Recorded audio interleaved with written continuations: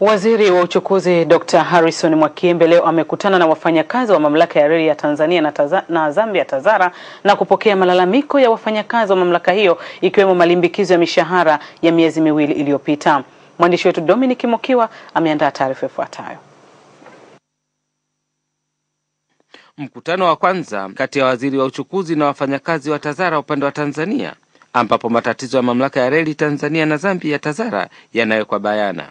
Katibu mkuu wa chama cha wafanyakazi wa reli TRAU TAZARA makao makuu Dar es Salaam, Erasto Kihwele, akabainisha matatizo ya mamlaka hiyo na kuongeza kuwa fedha za kununulia mafuta na vitendea kazi ni baadhi tu ya vikwazo. Tunahitaji kupewa mtaji kama hivi tunahitaji hapo, kama bilioni 8 na laki 5. Halafu hizi zisimamiwe na uongozi mpya.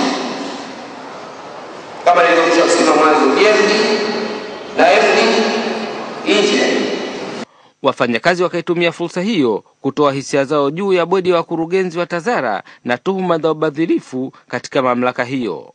Tukiangalia wazee waliostaafu wamefanya kazi zaidi ya miaka 30 TAZARA, lakini tukifuatilia mafao yao, mzee aliyostaafu na kufanya miaka 30 analipwa sio zaidi ya milioni 8.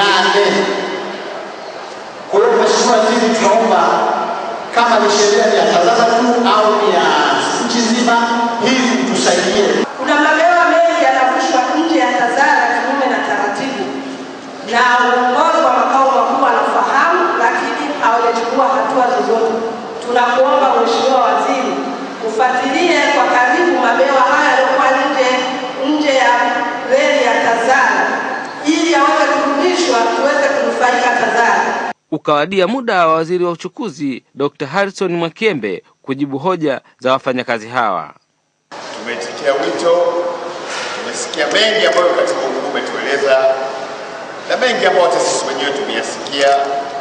Tutapanga ziara nyingine, haitakuwa baada ya muda mrefu, nafikiri mwezi ujao, tuwaletee majibu ya kila kitu mlichokieleza hapa. Nasema mwezi ujao, ningetamani ingekuwa hata kesho, lakini ni mwezi ujao kwa sababu naambiwa mwisho wa mwezi huu kuna bodi ya wakurugenzi na kada. Wacha wakati. Na mwezi ujao kuna baraza la mawaziri ambalo mimi nitahudhuria. Tutakaa. Yes. Tukishakaa sitakuwa na sababu ya kuja kuwaona tena. Kwa sababu sikuwekwa hapa kutungia ngojera matatizo na changamoto. Hapana. Dominic Mokiwa, TBC, Dar es Salaam.